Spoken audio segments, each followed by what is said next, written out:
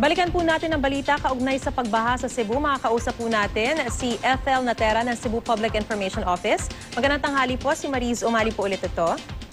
Yes, magandang tanghali po. Opo, kukumustahin ko po yung mga lugar na binaha. Kumusta na po yung lagay ngayon? Medyo humupa na po ba yung mga baha dun sa mga lugar na nabanggit kanina, no, sa mga earlier newscast po na may baha o medyo nadagdagan pa po ito? Wala na kasing ulan.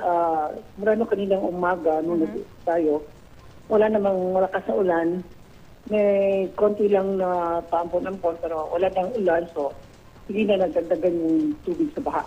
So sa ngayon po, ano-ano na lang ang mga lugar na meron pa rin pong mga naitalang pagbaha? Hindi ako sigurado, pero by now, humupa na po yung baha. In most areas po? Wala namang wala kami, fortunately, wala talagang casualties, walang untoward incident. So, yun lang talaga ang baha. Hihingi lang din po kami ng update, ma'am, no, tungkol doon sa mga kinailangang ilikas kanina sa may coastal areas. Nalikas na sila. Merong isang town na bumalik yung mga residents, pero nag-advise na kami na dapat wag muna. Kasi hindi pa tayo sigurado sa panahon. So, wag na muna.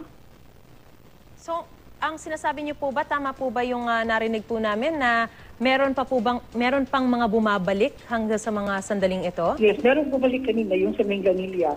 Okay. Pero yung sa disaster office namin at yung sa local disaster naman, nag-advise sila dun sa mga residents na huwag muna bumalik sa mga bahay nila kasi hindi pa tayo sigurado. Bukod po doon sa abiso po na ito na wag munang bumalik, meron po bang mga aktual na hakbang na ginagawa yung mga otoridad para masigurong hindi naman nanatili pa doon yung mga residente at babalik sila sa mga evacuation center considering po na delikado pa rin po yung sitwasyon? Yung local na mga government units, sila ang on top sa situation. So yung sa amin sa province, we're monitoring the area and we have also sent our teams to also help out. Alright, bukod po dun sa mga klase, kahit po sinabi nyo na medyo hindi na rin po umuulan, nagsuspindi rin po ba ng pasok sa mga opisina? Yung may opisina, sila na mismo ang nag-declare na walang trabaho. Kasi yung government, hindi naman natin pwede i-declare na wala kasi wala tayong typhoon signal. So, we just encourage them na kung pwede walang pasok because of the floods. Alright. Maraming salamat po. Ingat po kayo dyan, Ms. Ethel Natera ng Cebu Public Information Office. Magandang tanghali po.